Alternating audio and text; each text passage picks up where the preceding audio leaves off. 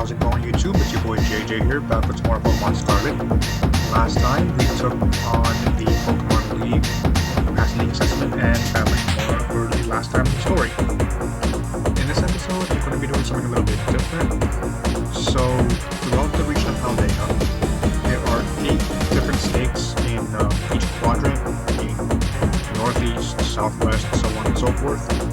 And by gathering all 8 stakes, you are able to unlock a special shrine within each area.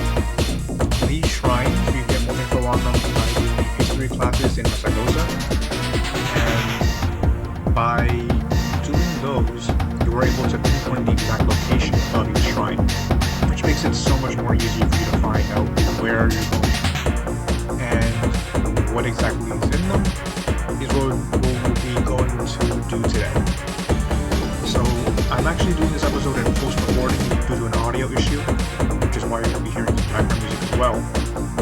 But hopefully this won't happen again, but of course it had to happen to me now because it wouldn't be a series of mine without having some kind of issue.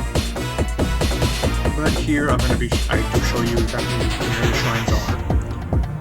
And this first shrine here, the Grass Wither Shrine, is the location of the first of 4 legendary Pokemon that we are battling in this episode. And I will show them off in a second after saving the game here for general purposes, even though I didn't want to get to. But a faint sound is coming over from the shrine, and as we activate it, we begin the battle with the first of the 4 Pokemon. I try to so at the time of actual recording this video, I didn't realize that the audio was not playing, so I wanted to get the chance to hear it, but oh well. But this is Wo-Chien. Wo-Chien is a grass and dark type. It's geared more towards defense, which for a Pokemon like this grass dark type, not exactly the best, but it is usable. And having it have some good defenses means it is viable in battle as well. Not top tier, but definitely good. For some notable moves, it gets stuff like Body Press, Dark Pulse, Energy Ball, Knock Off, Leaf Storm, Leech Seed, Protect, Zen Headbutt, Taunt, Terra Blast, so it's definitely not bad. As for stats, it has 100 defense, 135 special defense, attack and special attack are 85 and 95 respectively, so it can do some damage if it goes for attacks. Its lowest stat is speed at 70, which isn't the worst, but obviously it's not only meant to be speed. It is a snail after all. Overall, it's definitely a defensive Pokemon, with some good utility moves like Leech Seed and Knock Off. Stun Spore isn't the best, especially because it's not exactly too accurate, but it can do some good stuff if you need it to. So, the combination of Power Up and Knock Off plus Energy Ball and Leaf Storm and plus with Dark Pulse, can't even talk right now. Even in post recording, I can't even talk. Do work as offensive moves. So it'll be tough to completely predict what exactly Wo-Chien will be running if you want to run competitive. And if you're using it, your opponent's going to need to read what Wo-Chien wants to do, what it's going to be trying to do, because there are some variants in what you can actually do with it. However, it's not exactly the best either, because the type total is just a bug, and U-turn can do some big damage. But as you can see in the video, we do manage to catch it. And as for the Pokedex, I'm going to be saying the entry here. Wo-Chien.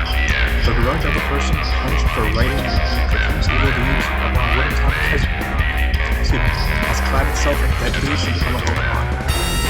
Impulse recording has done myself. I believe I mentioned here that Pokemon Violet, it mentions how Wo-Chien slowly kills the environment around it, killing trees, stone trees, and so on and so forth. So, when I read that, I thought it was similar to the growth from the moon, except less, kind of the same in terms of horrifying appearances, but that is Wondershare. Has the moves Giga Drain, Ruination, Foul Play, and Power Whip. All very good moves. Party Nature goes neutral. And with the ability Tablets of Ruin, which alter the opponent, which alter the stats of the Pokemon around it. I believe it affects the entire field, so you have to keep that in mind. But that is Ruination and Flashing Shrine.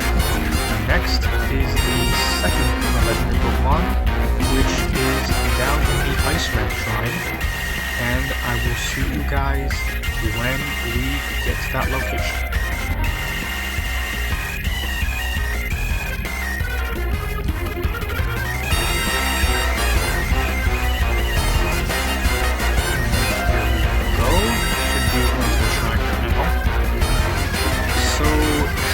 On my way there, I kind of messed up.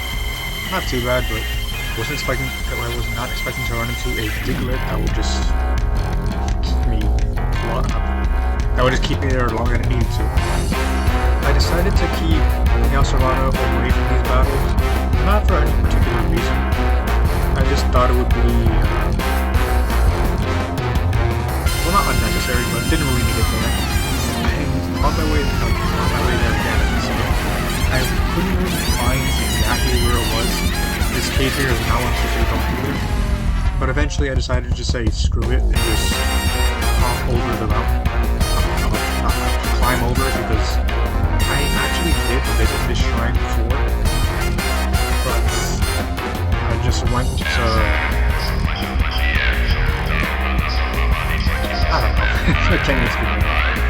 But that is a shrine right there. Getting to it is a lot quicker than I remember it being, but no big deal. But without further ado, beginning the battle here. This legendary Pokemon is, once the actually opens,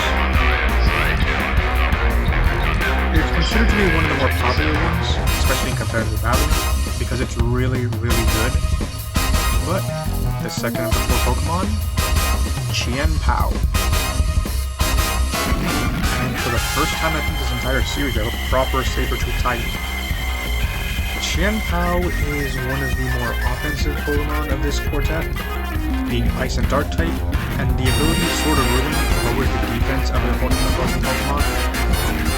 Here I tried using Nuzzle, as you can see, but immediately turned one crit plus a flinch. So you can imagine how ticked off I was, especially since Palmer goes down here. But I did bring C-Titan's Body Slam, and I believe that does end up paralyzing it, as you can see eventually.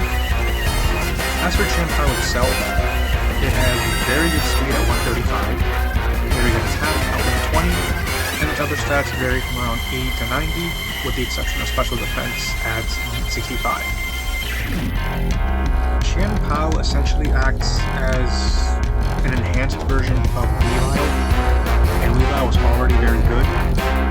It did get some nerfs this generation. Chien-Pao just went above and beyond with how powerful it actually is, and how powerful a Dark Knight can be. Defensively, obviously, if you can tell by the stats, not very good. So they're not good defensive Titans. However, offensively, it's a different story, especially with stats like it has. You can run various different sets, like a Swords Dance set, Choice Banded, Choice Scarf if you want to do that, and with moves like Ice Spinner, Crunch, Sucker Punch, Ice Shard, you're going to be getting hard and getting fast, and that's exactly what you want to do with this Pokemon.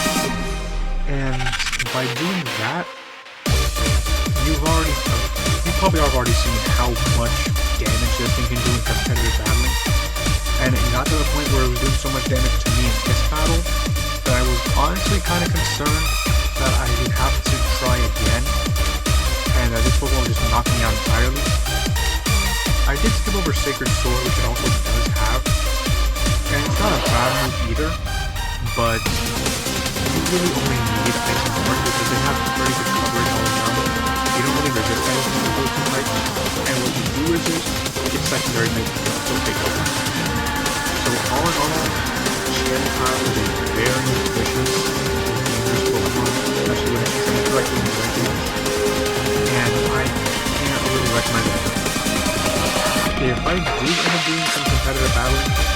battling competitive battles for this game eventually, I'm probably going to be using Chantal if it's possible. But yeah, there's not really much I can really say. Multiple times in the video, in the basic audio that I had before, we played a special game here that everyone knows and loves called Counting to 3 with JJ Columbia, which, as you can tell, didn't really go out too well. And as you can see here, half my team already went down before we caught this thing. But I believe either this one or the next few Pokeballs actually try it, actually catch it. Oh, my English. I do English every not at all. The best Pokeballs you can bring to a battle like this are, aside from Pokeballs, say Football, just try it. But your best friends here are going to be Dusk Ball as you're playing Night Time, and especially the Timer Ball. Because the Timer Ball strengthens whenever and gets more powerful as the battle goes on. So Timer Balls can be very useful here, and I can't recommend that enough. But we still get extensions for Chantal. This Pokemon can control 100 tons of fallen snow. It plays around innocently by leaping in and out of avalanches it has caused. So, pardon the fun here, this Pokemon is ice cold.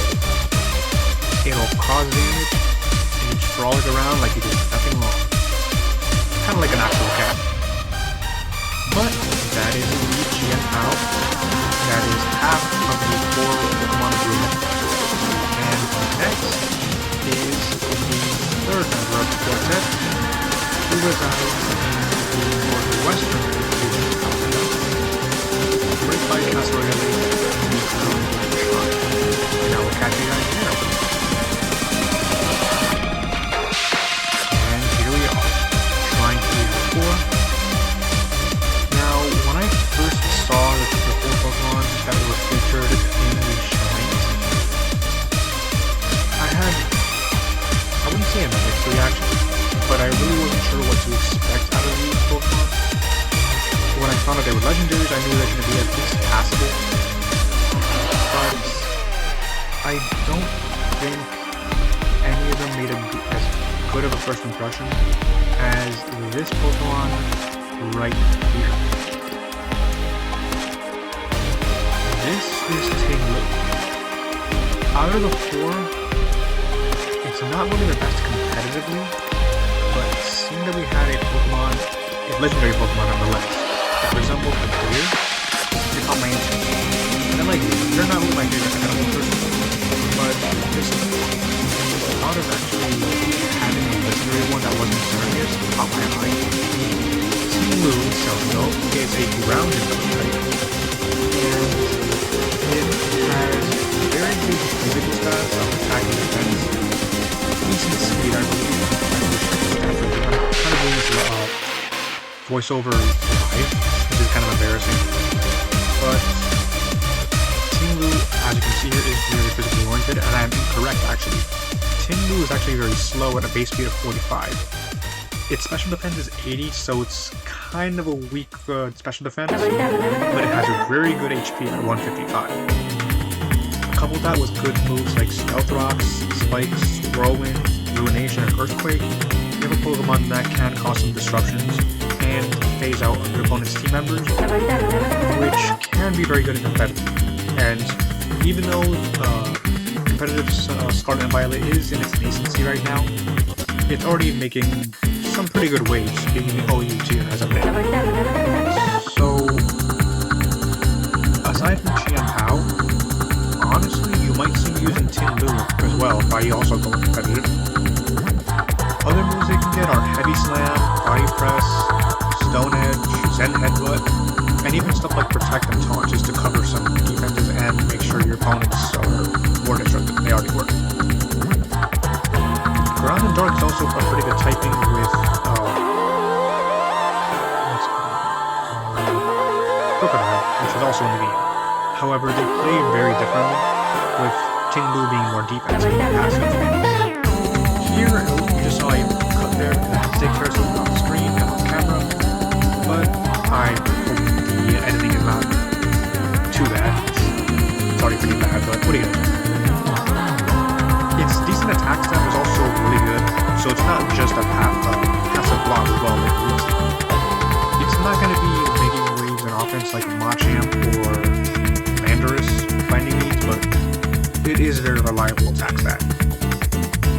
However, aside from that, even though it does get good moves, Tinglu's move pool is kind of limited. It doesn't really have recovery, and it is vulnerable to chip damage, even though it does provide some. There's not really any good snap either besides Ruination. If it had something like, I want to say even Payback, honestly, it could be more reliable. And while Ground and Dark is good offensively, defensive is not really all that great. Honestly, with this game's gimmick being terastallization, having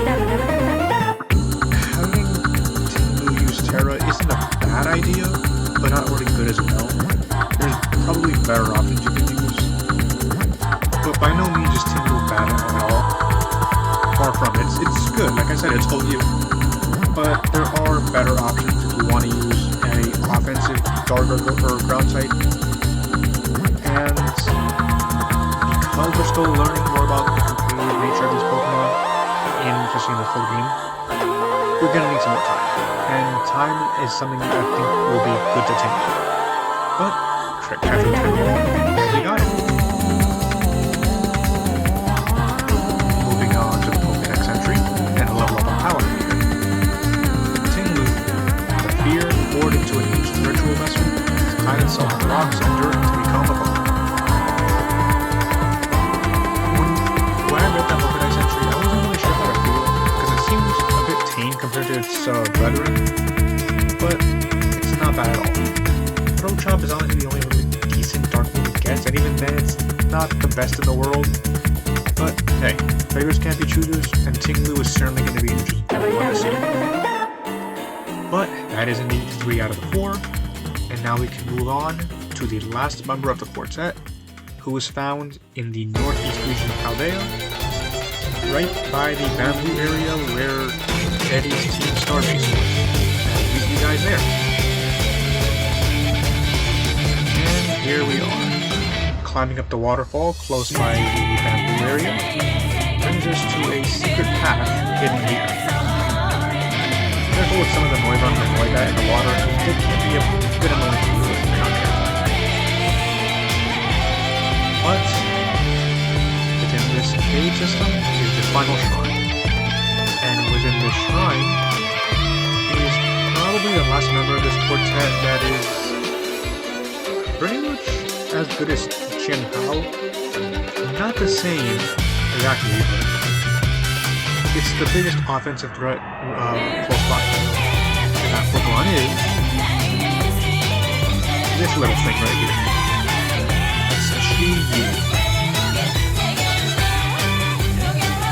One thing that's really fascinating to me is that this quartet has Chinese-based names rather than Japanese, which is really cool, no doubt about it, but I was not expecting those names either.